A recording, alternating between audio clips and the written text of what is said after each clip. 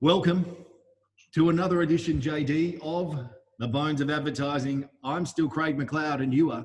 I'm John Douglas. And I have I've got a bone. I have a bone to pick today.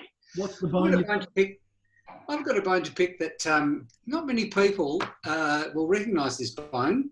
I reckon a few more. I bought a prop. Uh-oh. I bought a prop. I love that confused look on your face. I love that. That's very good. I'd like to pick today the bone of productivity. Productivity. And that is why I've brought a tomato with me. Right. Okay. Well, I'd like to hear the correlation between the tomato and productivity straight up, JD. Let me hear it. Okay. Without any further ado, the tomato technique. I urge anyone who is interested in productivity to look at and is people who deal with intellectual pursuits, not necessarily building cars or that kind of productivity, but productivity in an intellectual pursuit. The tomato technique was invented by an Italian guy called he was a professor. I think I'm going to say Delaro, but I really don't know. He determined that the best length of time to be truly productive is you can be truly productive for about 22 to 25 minutes a time.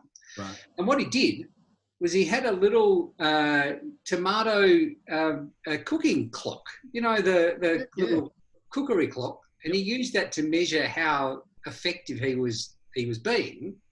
Turns out it's about 25 minutes, and he would set this little timer for 22 minutes and whatever, 23:50 or something. 25 minutes. He says that's the kind of the thing that it's got to, 25. He would set it for 25 minutes and he'd work, and it would go off and he would have a 3 to 5 minute break, and then he would set it again and off he'd go, and then he'd set it again and then off he'd go. And after he'd done it 4 times, which for those of you adding along at home is about an hour and a half, just a bit over, he would have a longer 15-minute to 20-minute break. Right. So your whole day was locked into these 2-hour blocks of time that allow you to be truly productive and still rest your brain enough so that you can fire into the next lot. The Pomodoro technique, I recommend it. There you go. I like it, mate. I think that's pretty good lessons there. And you know what? In this lockdown situation, we find ourselves still here in Victoria. You're getting a lot of people posting and writing about the importance of breaks, not just sort of getting stuck at the computer and going away. Whereas you've got those processes set up when you may be going into the office. Super important to set them up at home as well, so that whether that's getting up and getting a cup of tea, which I know is one of your favourites, or whether we even look at some of the other options of that 15-minute. Is that enough time to get out and take the dog for a walk? Probably not, but almost. Yeah. And there's some things you can't do in lockdown anymore that you used to be able to do. You used to be able to go down and have a cup of coffee, like getting out of the office and going and having a cup of coffee. So that is one of the other things. But we also talk a lot, JD, about 80%, and I guess that really plays into his kind of half-hourly breaks that he's talking about. Let's call him Luigi, or the Pomodoro technique, as you mentioned just before. But I think it's really important as well to think about the team's health when you're thinking about productivity, because if you've got the guys, and this is a big one for you, I know you talk about this a lot, if they're working well after the time that they should be working, when they should be enjoying family, sooner get to a point where, yes, you might be getting more work out, but you burn them out and they're going to be done in no time at all, particularly if they're not getting 2 things. One, recognition for what they're doing, so that it's known that they've been spending all of this time working beyond the normal sort of working hours. And the other is reward. And again, we've talked about reward doesn't necessarily have to be money. Yeah. It can be a little care package that rocks up on the doorstep that says, you know what, you're a ripper. I'm super grateful for what you're doing. But yeah, this is a big one of yours. So I'd love to hear more from you on that, JD. I just think that we spend a lot of time trying to justify our existence quite often. Yeah. Especially when we're young and insecure about our jobs. We want to work harder. I was talking to a mate of mine who is involved in a football club, an AFL club, and he was saying one of the hardest things they have is actually getting the young players to not come to the club. Right. Because they want to be seen at the club, they want to impress the people, they want to show people how hard they're working, and they feel like if they show people how hard they're working, they're more likely to get a game, which is there's probably an ounce of truth in that, but it doesn't make for long careers. No, and that's especially if you're struggling to make the team in the first place. That's where those high performance managers have really made a massive difference in that AFL space as well, JD, because previously you'd come in as a player and you would be doing everything you can to get the coach's attention. So that's whether you're first in or last home, that old analogy, which in today's footy world, all you're doing by doing all of that extra work is, yes, you might be getting fitter, but you're making yourself more vulnerable to injury. So you're reducing your opportunities really by overtraining. And that's something that I think, as I said before, it's really changed that cultural situation within those clubs where they really are trying to manage those younger players and build them up to a level where their threshold can increase enough that they can take on potentially a little bit more work, but also let them know part of what you're doing requires recovery. The recovery is equally important. Often we see them down along the bay if I'm riding, you know, the AFL teams, particularly the Pies, or it might be the Ds that I see, always walking through the bay, cold days, middle of winter, but they're giving their legs that recovery. And I think that's really important. And that analogy can transition really seamlessly over to when JD's done for the day and goes home and sees Mrs. Douglas and the two mini Douglases. You've got to be able to switch off.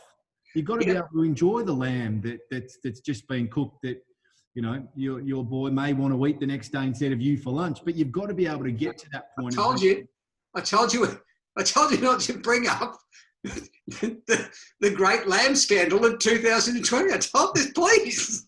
Yeah, I don't know where they hide it, down the hollow legs or something. It's ridiculous. Like yours, you know, they're the same. But I think it's really important to think about that and to understand it. And in days gone by, I think we've both been guilty of doing those massive, massive days, trying to impress and trying to make sure that, you know, it's visible as well. And without a doubt, I can tell you I was nowhere near as productive in those back-end hours. Like, I'm a morning person, you know that, but those back-end hours, sort of, you know, after 5:30, 6:30, you're not really getting much from me at all. I was really just there for show. And but a great show, I've got to say. But Stop it wherever you are. Yeah, whichever. Great show. Yeah. We'll figure out how many of these have we done? 19, and we still don't know which way the bloody look. Anyway, I would like to speak just like. I think the hard thing about people who define what productivity is in an agency, define productivity by how they see productivity, not necessarily about how the team sees productivity. So if they're a night person, then they sometimes don't turn up until 9:30, 10 o'clock because, you know, they've been working until 3 o'clock the night before. And those hours between 8 and 2 or 8 and 1 in the morning are great for them and shit house for the person who likes getting up at 4:30 in the morning and doing 4 solid hours before breakfast. Like, we lose sight of the team good. Like, there is a community in every agency, and as much as every community does need leaders of some description, depending on what you're doing, it needs to be good for the entire community. It's a culture of productivity, and it's all about helping other people. And too often we fall into I've got to do this for me so that I can be seen to be better, so that I can therefore do what's best for my career. And we become this kind of collection of individuals rather than a community devoted to creating something fantastic for our clients. And I think that's collaboration is key, JD. Absolutely key. Yeah. You've got to be able to collaborate and share the load. We'll often talk, you and I will talk to the team about, do you need some help with that? How are you going with that? You know, would you like us to help with the script component of that? Are you good with that? And if you do that, often you'll find the person will go, no, I'm good with it. But sometimes that time when you can see in the eyes, sometimes they're a little bit red. They might have been up all night. And when you offer that little bit of help, and again, it's only small, but it shows you're interested and you care. You're actually worried about how they're coping with the load of work that they've got to do. And that ability to collaborate. And we often talk as well about how many times do we go for a coffee chat, and that's where the idea comes from. We'll walk back and go, JD's done it, solved, done, it's done, don't need to do any more. Take the gloves off, we're done. You know, like, and that happens with the designers as well. I often see the junior guys walking around maybe with an account manager, grabbing a coffee and come back and they're like, yeah, I've got an idea, and boom, straight into it. It's such a powerful thing to break away from that sitting at the desk situation. Oh, it's amazing the power of distraction.